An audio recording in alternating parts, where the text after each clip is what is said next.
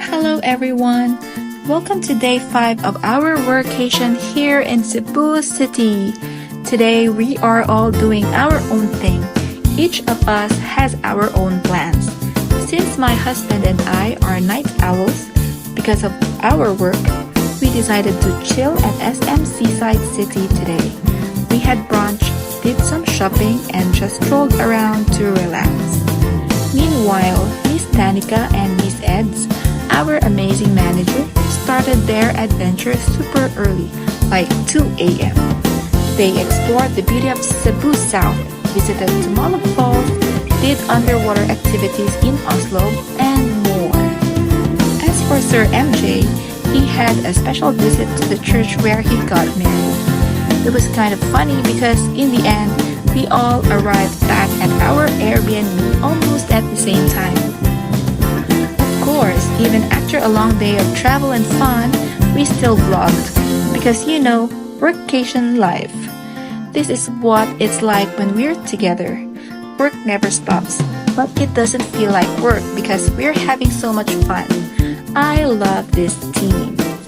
So, before we call it a night, don't forget to watch our vlog about Glade Residences. See you there!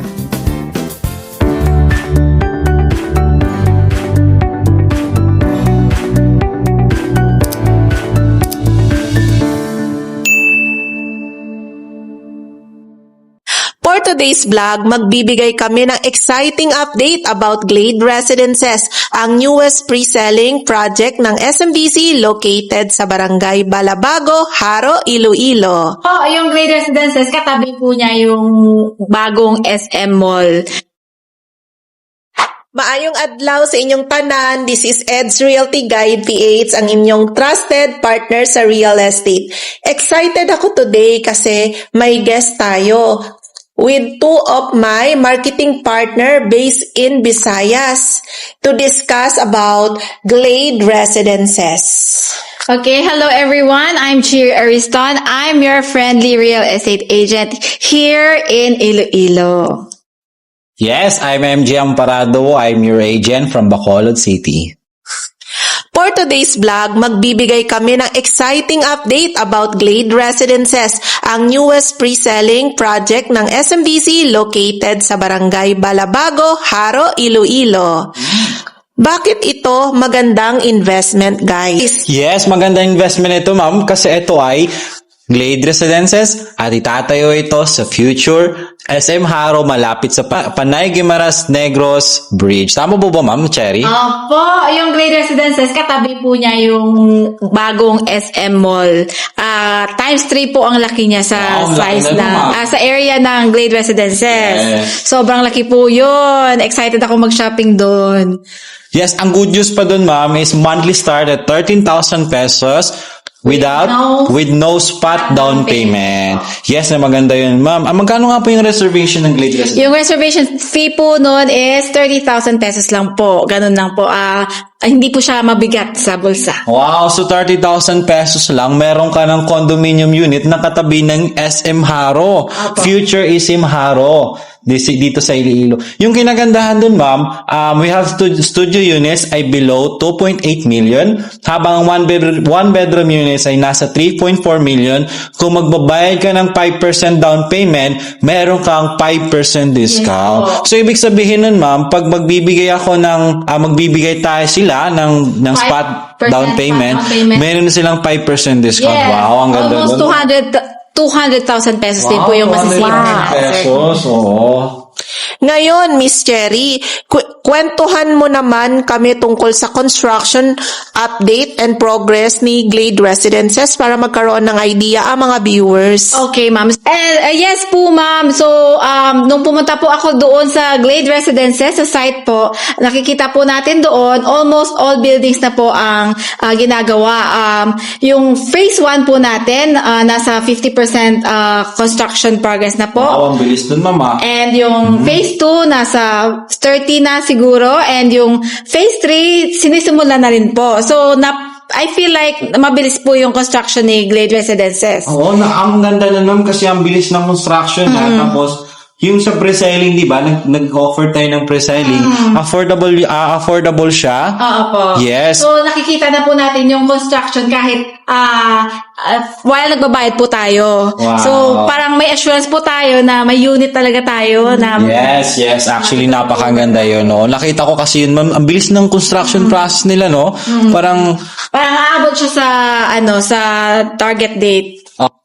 Wow, nakakatuwa naman. Ano ang mga feedback ng foreign clients mo, Miss Cherry? Kasi kadalasan ng mga clients mo dyan is foreigner. Oo, yung mga foreigners po natin, gusto po nila yung Glade dahil yung theme po ni Glade is green, parang fresh po. Fresh. Parang may fresh air.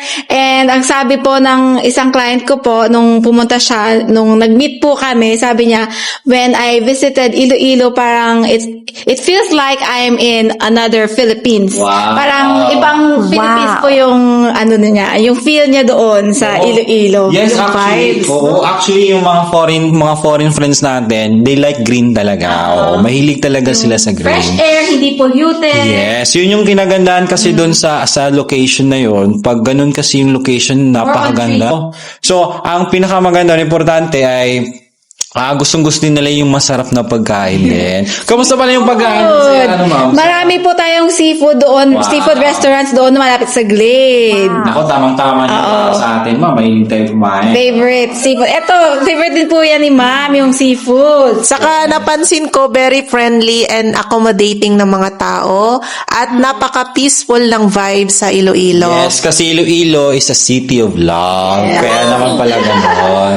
Tama, na-observe ko rin yan. Yes. Ang sarap na mga pagkain, lalo na ang talaba, scallops, lechong manok sa tatoys, at ang kinilaw. Yun yung hindi ko City of makakalimutan. Astronomy din po si Iloilo, Ma'am. Ayan po. Naku, baka makalimutan yung mga pasyalan dito sa Iloilo. Meron tayong napakagandang pwedeng mag-relax sa Garin Farm. Kumain ng pinakamantamis ng mangga sa Guimaras. Gusto ko yun, Guimaras na bisitahin ng Isla de Gigantes. So, dito lang yan siya sa Iloilo. Ang historical churches at ancestral houses dito ay well-preserved din. Napakaganda nun, ma'am. Gustong-gusto ko yan. Mga structures. Yes, actually, yun yung parang maganda sa isang lugar, no, na merong mga lumang building, lumang structure, parang struktura nandun, no. Napakaganda, napakagaling mag-preserve ng Taga Iloilo. Ang ganda dun, ma'am, less traffic. Less traffic. Ano masasayin niyo po, Ma'am, sa traffic doon sa Iloilo nung bumisita po kayo? Actually, nakapunta na ako sa iba't ibang location ng Pilipinas. And yung Iloilo talaga is nagustuhan ko yung flow ng transportation dyan kasi hindi ako na hahassle. Ang bilis ko lang makarating sa destination, less traffic siya at hindi ganun kamahal yung pamasahe. Kasi right now, nakabase ako sa Metro Manila and kayo nasa Visayas. So, kayo yung mga agent ko na nakikipag-meet sa clients na gusto nila makipag-meet face to face. So, maganda na meron kasing IMPs na nandito na sa Visayas to build trust din sa mga clients natin dito sa Visayas. Tsaka, ma'am, ang Glade Residences, ma'am, napakaganda talaga kasi hindi lang sa malinis na lugar, malinis din yun ang hangin. Wow. Yun yung Correct ka dyan. Oo, maganda. Dito sa Iloilo. Oo, best. Di ba po, ma'am, parang tinanyagan natin yung Iloilo na cleanest. One of the Tama cleanest ba? cities in the Philippines. Yes, Ah, napanood yes. ko rin yun. Napanood ko rin yun. One of the cleanest lugar sa Pilipinas, yung Iloilo. Yes. By the way, guys, ano yung features and amenities natin na ino-offer dito kay Glade Residences? Yes, so we have 11 towers and each tower have 4 floors. And napakalaki po ni Glade kasi 3.6 hectare property po siya. Wow, parang sarap mag-jogging doon, no, sa loob ng Glade Residences, no. And actually, ma'am, meron pa 24/7 security para sa mga peace of mind. So napakaganda no, 24/7. Grand Great Gateway na welcoming ang dating. Sa Tower A, meron tayong lobby na function area for events tulad ng birthdays and wedding. Actually, napakaganda na, ma'am, kasi pwede ka mag-celebrate ng intimate na celebration doon. And meron din tayong swimming pools. We have swimming pool for kids and for family bonding. Also, Adult pools. yes, meron tayong adults. Also, we have a basketball court para sa mahilig naman Ikaw, mag-sports. sir, mahilig ka mag- Yes, mahilig ako mag-basketball pa, pero parang binubugong nila ako din. Pero gusto ko yun. Meron tayong linear parks at green link gardens para sa relaxation, available units, studio, and one bedroom. Ang best part, yes, what's the best part, Ma'am Sherry? And the best part, Yes. this is perpetual ownership po. Si Wow. SMDC. So, it means pwede nating ipamana sa ating mga anak yung ating unit na nabili. Oo, parang- Lifetime ownership po yun. Pwede pa lang Meron para tayong sa, title. para sa generation. So, yung napakaganda kasi dito, ma'am, kasi yung Glade Residences, para siyang you are preparing for your better generation. Hindi lang sa generation natin ngayon, it will come na magkakanak tayo, magagamit pa ng anak natin, nakapuhat ng anak, yes, napakaganda pa. And pinakaganda dun, ma'am, yung kinagandahan dun, kasi pwede mo siyang gamitin sa dalawang purposes. Pwede itong for business and pwede itong for personal use. Pero balita ko, ma'am, over 8,800 square meters pala ang amenities and landscape ng garden. Yes po. Wow, sobrang ano nun, ma'am. And meron din po pala tayong high-speed elevators and backup power. We have fire alarms, sprinklers, and mailrooms per building. Centralized garbage collection and disposal. collection. Yes, may property management office and leasing services tayo doon. At tandaan, magkano nga po yung reservation? 30,000 pesos lang po ang reservation fee.